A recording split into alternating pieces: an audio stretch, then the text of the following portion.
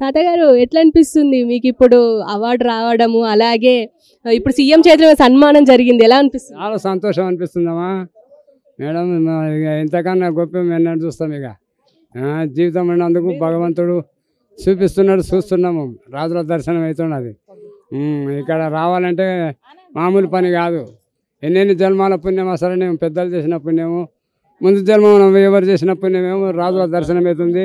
ఇక్కడ అందరినీ చూస్తున్నాను, ఆనందపడుతున్నాను. ఇప్పుడు 25 లక్షలు ఇవ్వడమే కాకుండా నెల నెల పెన్షన్ ఇస్తామని చెప్పేసి అన్నారు, ఎట్లా అనిపిస్తుంది? సంతోషం బిడ్డ, సంతోషం ఏమో కదా. అంతకన్నా గోప్యం ఎక్కడ దొరుకుతుంది? ఇక జీవితం ఉన్నంత వరకు ఇక ధ్యానము ఎక్కడ మరచలేము. ఇక ఏమో భగవంతుడు వాళ్ళకు పుణ్యం రాని సార్. తంబూరా వాయించండి ఒకసారి. ఇక్కడ వాయించింది బుర్రవీణ అంటారమ్మా, తాంబర కాదు బుర్రవీణ.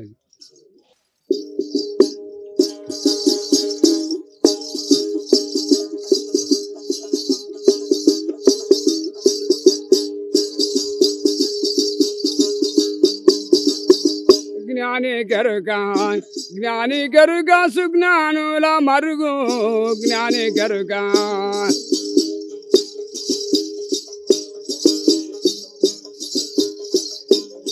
అజ్ఞానికి మెరుగ అరుడుండే మరుగు జ్ఞాని గరుక సుజ్ఞానుల మరుగు జ్ఞాని గరుక.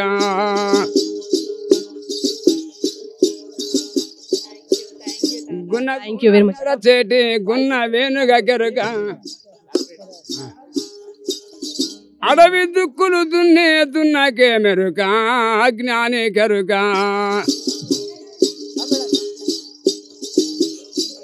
జ్ఞాని గరుక సుజ్ఞానుల మరుగు జ్ఞాని గరుక. జయ Sriram. Thank you very much. నా పేరు టమ్టమ్ జాంగీర్. మేము హోలియాదాసర్ సంక్షేమ సంఘం స్టేట్ ప్రెసిడెంట్గా పనిచేస్తున్నాను. మా జాతిముత్యానికి వాళ్ళ మా జాతిరత్నానికి పద్మశ్రీ అవార్డు రావడం మేము నిజంగా భారతదేశంలోనే మొట్టమొదటిసారిగా మా జాతికి రావడము మేము గర్వించుతున్నాము. కేంద్ర ప్రభుత్వానికి ఇక్కడ రాష్ట్ర ప్రభుత్వానికి నేను అభినందనలు తెలియజేస్తున్నాను. ఎందుకంటే మా జాతిలో ఇప్పటివరకు ఎంతోమంది కళాకారులు ఉన్నారు, కానీ ఎవ్వరికి ఇప్పటివరకు ఏ ప్రభుత్వం మాకు ఆశించిన ఫలంగా ఇవ్వలేదు. కాబట్టి ఈ ప్రభుత్వము తనకు 25 లక్షల రూపాయలు గిఫ్ట్గా ఇవ్వడం జరిగింది. నెల నెలగిన ఒక 25,000 రూపాయలు ఇవ్వడం జరుగుతుంది. కాబట్టి సంతోషం. ఎందుకంటే నిరుపేద కుటుంబంలో పుట్టిన తను ఇప్పటికీ పూరు గుడిసెలోనే తన నివాసం గడుపుతున్నాడు. తనకు కొడుకు ఒక కూతురు ఉన్నారు, కానీ వాళ్ళకి ఎవరికైనా పూర్తిగా ఇల్లు లేదు. కాబట్టి ప్రభుత్వానికి ధన్యవాదాలు తెలియజేస్తున్నాను. ఇంకా కేంద్ర ప్రభుత్వం తనకు ఇంకా ఎక్కువ అంటే దాదాపు ₹1 కోటి ఇవ్వాలని మేము మా హోలియాదాసర్ సంక్షేమ సంఘం తెలియజేస్తున్నాను.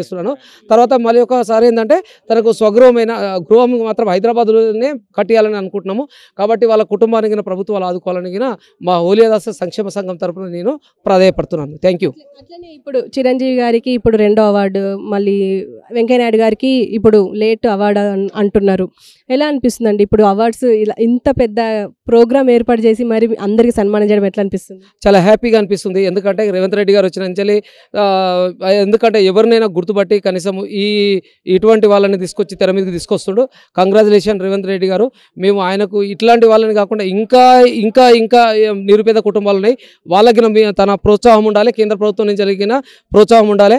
చిరంజీవి గారికి వచ్చినంత మాత్రాన్ని కాదు, మాకు నిరుపేద కుటుంబాలకు వచ్చింది చాలా హ్యాపీగా ఫీల్ అవుతున్నాం. నిరుపేద కుటుంబాలు కావాల్సింది, డెవలప్మెంట్ చేయాల్సింది ప్రభుత్వాలు, కాబట్టి మేము చాలా గర్వంగా ఫీల్ అవుతున్నాం.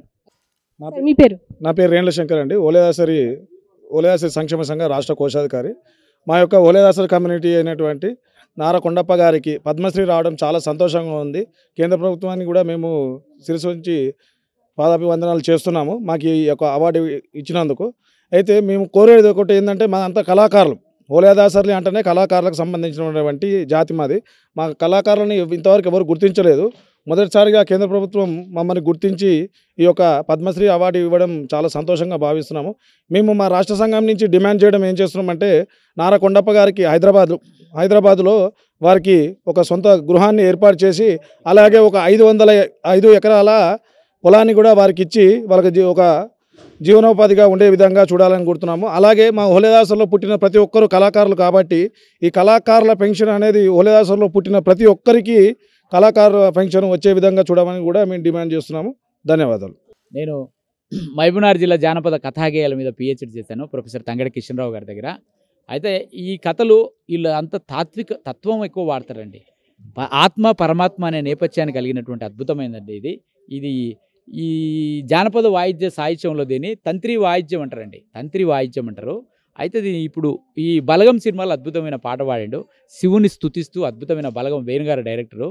చాలా కానీ ఇట్లాంటి మట్టిలో మాణికాలకు ఈ అవార్డు రావడం అనేది చాలా సంతోషం. రాష్ట్ర ప్రభుత్వానికి, కేంద్ర ప్రభుత్వానికి హృదయపూర్వకమైనటువంటి నమస్కారాలు తెలియజేస్తున్నాను.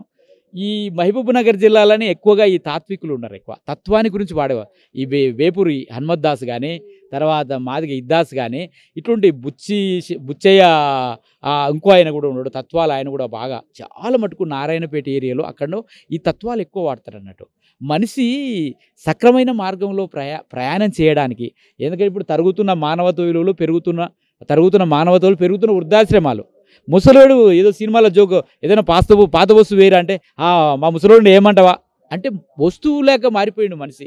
అది జోక్ కాదు. నిజ జీవితంలో కూడా వాళ్ళ తత్వాలు, వాళ్ళ మాటలు ఎవరు కౌన్సిలర్ అవసరం లేదు. కుటుంబంలో వాళ్ళే మంచి గైడెన్స్ చేస్తారు. కాబట్టి వాళ్ళ మాటలు కానీ ఇటువంటివి చాలా మనిషిని ప్రేరేపిస్తాయి. కాబట్టి ఈ తత్వాలలో అద్భుతమైన నేపథ్యం ఉంటుంది. ఈ కొండప్ప గారు ఈ కన్నడలో కూడా వాడతాడు. కన్నడ కూడా మీరు పాడించుకోండి. కన్నడలో కూడా వాడతాడు. 4-5 పాటలు తత్వాలు అద్భుతంగా వాడతాడు. ఈయన 2 రాష్ట్రాలకు సంబంధించినోడు. అంటే ఈయన సాహిత్యం అనేది కన్నడికలో కూడా ఆయన మమేకం చేస్తాడు. నారాయణపేట అంటే బౌండరీ లైన్ ఉంటుంది కదండి. అసలు వీళ్ళు పూర్వీకులు శ్రీకృష్ణదేవరాయల కాలంలో యక్షగానాలు ఆడుతూ, తర్వాత పాటలు పాడుతూ, రకరకాలైన బయలాటలు ఆడుతూ వాళ్ళందరూ మెప్పించేవాళ్ళట వీళ్ళ తాతలు. వీళ్ళు నాలుగు దాదాపు ఇలా వాళ్ళ వెంకప్ప, తర్వాత జేజీ, తర్వాత ఎవరు జేజీ నారకొండప్ప, ఎంకప్ప, నారకొండప్ప, తర్వాత మీరు అట్లా ఇన్ని తరాల నుంచి వాళ్ళు వంశపారంగా వస్తుంది. అది ఇన్స్ట్రుమెంట్ ఉంది కదండి, తంత్రి వాయిద్యం. అది 3 తీగలు ఉంటాయి. పాట తీగ, మధ్యలో మధ్యలో మందార తీగ, తర్వాత పాట తీగ ఉంటుంది. దగ్గర ఉన్నటువంటి వస్తువులను కేవలం సోరకాయ తీసుకొని దానిలో ఇత్తనాలు తీసేసి తయారు చేసుకుంటారు. ఏమైనా ప్రాబ్లం అయినా కూడా అప్పటికప్పుడు కట్టుకుంటారు. అదే పెద్ద శాస్త్రీయ వాయిద్యం వీణ ఉంది కదండి, దాన్ని చేయాలంటే చాలా కష్టమవుతుంది. అది శాస్త్రీయ నేపథ్యం ఉన్నటువంటి. కానీ శాస్త్రీయ సంగీతాన్ని కూడా జానపదుల సాహిత్యం నుండి వచ్చింది. అట్లా ఈ పాటలైనా ఏవైనా శ్రమైక జీవన సౌందర్యం నుంచి ఉద్భవించినాయి. మనసు పొంగినప్పుడు, గుండె చెదిరినప్పుడు పెదాలపై దొర్లుతాయి, పాటలై పరిమళిస్తాయి. ఏటిగట్లు, ఎలమందలు, ఆమని పిలుపులు, కోకిలల పాటలు, అటువంటి పాటలతో మమేకమైంది. మనిషిని ప్రశాంతపరచడానికే, మనిషి మానసికంగా ఉత్తేజపరచడానికే, మనిషిని విజ్ఞానం వైపు పయనించడానికి తాత్విక గేయాలంటారు. దీన్నే మార్మిక గేయాలంటారు. కాబట్టి ఇటువంటి ఈరోజు మాకు చాలా సంతోషం. రీసెర్చ్ స్కాలర్గా నేను చాలా గర్వపడుతున్నాను. పోయిన సంవత్సరం పద్మశ్రీ మొగలయ్య నేనే రీసెర్చ్ చేశాను. అంటే నేను అటువంటి వాళ్ళ మీద చేశాను రీసెర్చ్ పరంగా. భీమ్లా నాయక్ సినిమాలో పాట పాడించినప్పుడు మొగలే మన పవన్ కళ్యాణ్ గారు కూడా పిలిచి మాకు సన్మానం చేశాడు. చాలా సంతోషం. ఈరోజు ఇట్లా మట్టిలో మాణిక్యాలను వెలికితీస్తున్నటువంటి తెలంగాణ భాషా సాంస్కృతిక శాఖకు మరియు రేవంత్ రెడ్డి గారి ప్రభుత్వానికి శిరస నమస్కారాలు తెలియజేస్తున్నాను. మీ డాక్టర్ దాసరి రంగా. ధన్యవాదాలు.